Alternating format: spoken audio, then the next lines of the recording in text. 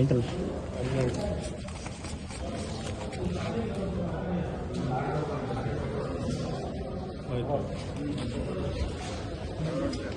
ಈಗ R T ಒದಲ್ಲಿ online payment ಅಂತ ಮಾಡಿದಾಗ ಆನ್ಲೈನ್ ಪೇಮೆಂಟ್ ತಕ್ಕಂಗೆ ಆನ್ಲೈನ್ ಪೇಮೆಂಟ್ ಮಾಡಿರೋ ಉದ್ದೇಶ ಏನಪ್ಪ ಅಂತಂದರೆ ಈ ಥರ ಭ್ರಷ್ಟಾಚಾರ ಆಗಬಾರ್ದು, ಎಲ್ಲರಿಗೂ ಅನುಕೂಲ ಆಗಲಿ ಅನ್ನೋ ಉದ್ದೇಶದಿಂದ ಆನ್ಲೈನ್ ಮಾಡಿದೆ. ಎಲ್ಲ ಕಡೆಗೂ ಆನ್ಲೈನ್ ಇದೆ, ಅದು ಎಲ್ರಿಗೂ ಗೊತ್ತಿದೆ. ಪ್ರತಿಯೊಂದು ಕಡೆಗೂ ಆನ್ಲೈನ್ ಆಗಿದೆ.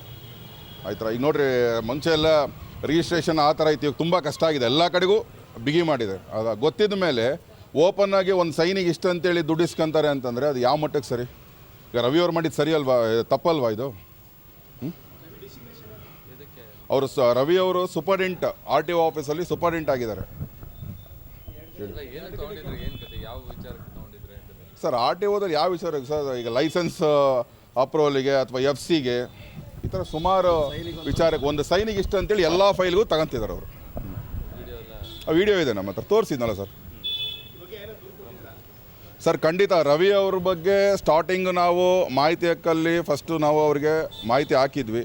ಹಾಕಿದಾಗ ರಿಪ್ಲೈ ಬರಲಿಲ್ಲ. ಈಗ ರವಿ ಅವರು ಡೆಪ್ಟೇಷನ್ ಮೇಲೆ ಬಂದಿರೋದು ಸರ್. ಇಲ್ಲಿ ತುಮಕೂರಲ್ಲಿ ಅವರು ಕಾರ್ಯನಿರ್ವಹಿಸ್ಬೇಕು. ಆ್ಯಕ್ಚುಲಿ ತುಮಕೂರಲ್ಲಿ ಕೆಲಸ ಮಾಡಬೇಕು, ಅವರು ದಾವಣಗೆರೆಯಲ್ಲಿ ಬಂದು ಕೆಲಸ ಮಾಡ್ತಿದ್ದಾರೆ. ನಾವು ಕೇಳಿದ್ದು ಇಷ್ಟೇ, ದಾವಣಗೆರೆಯಲ್ಲಿ ಯಾಕೆ ಬಂದು ಕೆಲಸ ಮಾಡ್ತಿದ್ದೀರಿ? ಡೆಪ್ಟೇಷನ್ ಮೇಲೆ ನೀವು ಅಲ್ಲಿಂದ ಇಲ್ಲಿಗೆ ಬಂದಾಗ ನೀವು ವಾಪಸ್ ಹೋಗ್ಬೇಕಲ್ಲ. 3 ತಿಂಗಳು ಬೇಡ, 4 ತಿಂಗಳಾಗಲಿ, 9 ತಿಂಗಳಾಯಿತು. 9 ತಿಂಗಳು ಆದಮೇಲೆ ನಾವು ನಿಮಗೆ ಕೇಳಿರೋದು ಹೋಗಿ ಅಂತ ಅಲ್ವಾ? ತಾವು ಹೋಗಿಲ್ಲ. ಅದ್ರ ಬಗ್ಗೆ ನಾವು ನಿಮ್ಮ ಮೇಲಧಿಕಾರಿಗಳಿಗೆ ಹಾಕಿದ್ರೂ ಅವರು ಅದ್ರ ಬಗ್ಗೆ ಯಾವುದೇ ಥರದಲ್ಲಿ ಪ್ರತಿಕ್ರಿಯೆ ಇಲ್ಲ.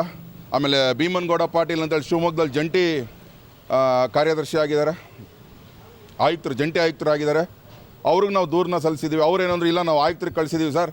ಖಂಡಿತ ಸರ್, ಇದು ಗೊತ್ತಿಲ್ಲದಂಗೆ ಆಗ್ಬಿಟ್ಟಿದೆ. ಅದು ಹೆಂಗ್ರಿ ನಿಮ್ಮ ಗಮನಕ್ಕಿಲ್ದೇ ಇಷ್ಟೆಲ್ಲ ಆಗುತ್ತೆ?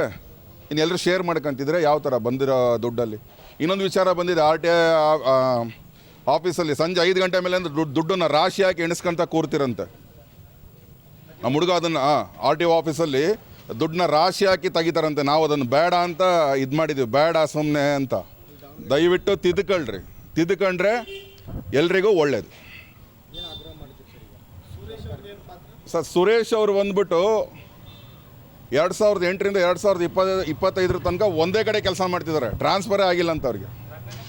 ಯಾಕೆ ಅಂತ ಕೇಳಿದರೆ ನಮಗೆ ಅವ್ರಿಗೆ ಗೊತ್ತು, ಇವ್ರಿಗೆ ಗೊತ್ತು, ನೆಕ್ಸ್ಟು MLA ಆಗೋರು ಗೊತ್ತು, ಅವ್ರಿಗೆ ಗೊತ್ತು, ಇವ್ರಿಗೆ ಗೊತ್ತು, ನಮ್ಮದು ಜಾತಿ ಇದೆ, ಅದು ಇದೆ ಅಂತೆಲ್ಲ ಭಾಳ ಮಾತಾಡ್ತಾರಂತೆ. ಸರ್ ಅದನ್ನೆಲ್ಲ ನಿಲ್ಲಿಸ್ಬೇಕು ಸರ್. ಗೌರ್ಮೆಂಟ್ ಕೆಲಸದಲ್ಲಿ ತಾವು ಕೆಲಸ ಮಾಡ್ತಿರ್ಬೇಕಾರೆ ಅದನ್ನು ಬಿಟ್ಬಿಡ್ಬೇಕು. ಆಮೇಲೆ ಒಂದೇ ಕಡೆ ನೀವು ಕೆಲಸ ಮಾಡಿದ್ದು ತಪ್ಪು ಸರ್.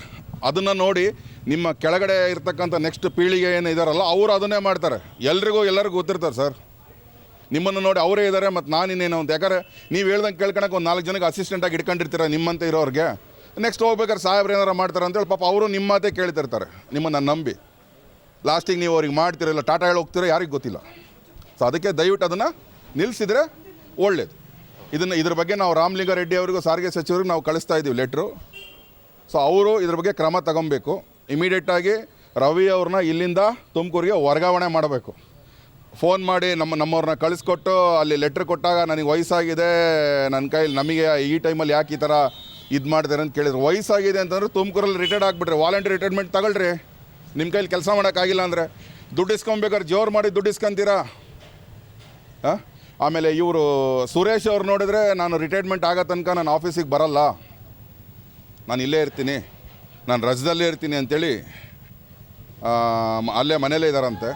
ಸೊ ದಯವಿಟ್ಟು ಸರ್ಕಾರ ಇದ್ರ ಬಗ್ಗೆ ಗಮನ ಕೊಟ್ಟು ಇದಕ್ಕೇನಾದರೂ ಒಂದು ಸಾಮಾನ್ಯ ಜನರಿಗೆ ಒಂದು ದಾರಿ ಮಾಡಬೇಕು. ಯಾಕಂದರೆ ಯಾಕೆ ಇದನ್ನು ಮಾಡೋ ಉದ್ದೇಶ ಏನಪ್ಪ ಅಂತಂದರೆ ಆರ್ ಟಿ ಒ ಈಗ ನೋಡಿ ಸರ್, ದುಡ್ಡು ಇದ್ದವರು ಆರ್ ಟಿ ಒ ಆಫೀಸಿಗೆ ಬರ್ತಾರೆ, ದುಡ್ಡು ಇಲ್ದವರು ಬರ್ತಾರೆ. ಅಂದರೆ ನಾನು ಹೇಳಿದ ಉದ್ದೇಶ ಏನಪ್ಪ ಅಂತಂದರೆ ಇವಾಗ ಕೆಲವರು 500 ರೂಪಾಯಿ ಕೆಲಸ 2000 ಕೊಟ್ಟು ಮಾಡಿಸೋರು ಇದ್ದಾರೆ, 500 ರೂಪಾಯಿ ಕೆಲಸ 4 ಕಡೆ 100 ರೂಪಾಯಿದಂಗೆ 500 ರೂಪಾಯಿ ಇಸ್ಕೊಂಡು ಮಾಡಿಸೋರು ಇದ್ದಾರೆ.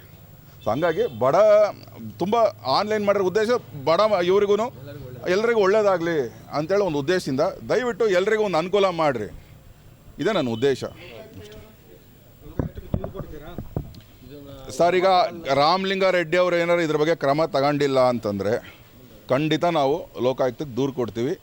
ಇದ್ರ ಬಗ್ಗೆ ಮತ್ತು ಮುಂದಿನ ದಿನಗಳಲ್ಲಿ RTO ಆಫೀಸ್ ಎದುರುಗಡೆ ಪ್ರತಿಭಟನೆ ನಾವು ಮಾಡಬೇಕಾಗುತ್ತೆ. ಸುಮ್ಮನೆ ಮಾಡ್ತೀವಿ ಅಂತೇಳಿ ಮಾಡಿದ್ರೆ ಇವೆಲ್ಲ ನಾವು ಮಾಡಲ್ಲ, ನಾವು ಹೇಳಿದರೆ ಮಾಡ್ತೀವಿ.